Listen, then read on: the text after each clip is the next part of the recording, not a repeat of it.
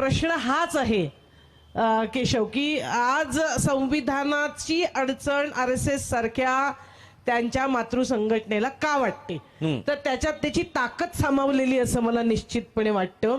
आजचा सर्वात मोठा धोका आपल्या देशापुढचा हा आहे की जे महाराष्ट्रामध्ये अनेक काही राज्यांमध्ये आणि केंद्रामध्ये सरकार आहे ते केवळ हम दो हमारे दो आपण जे म्हणतो, म्हणजे मोदी शहा आणि अदानी अंबानी यांचंच नाहीये, तर त्यांचा रिमोट कंट्रोल ज्यांच्या हातामध्ये आहे ते आपण लक्षात घेतलं पाहिजे. आणि एक आंतरराष्ट्रीय भांडवल हे तुमच्या देशाच्या राजकारणामध्ये हस्तक्षेप करत असतं हेही आपल्या लक्षात ठेवलं पाहिजे.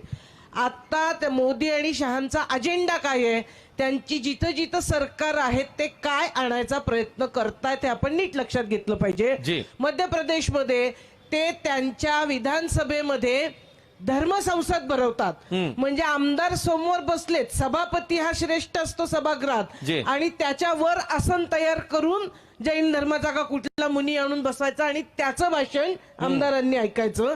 म्हणजे धर्मपीठ हे मोठं आहे, धर्मसंसद ही त्यांना महत्वाची वाटते, देशाची संसद त्यांना महत्वाची वाटत नाहीये.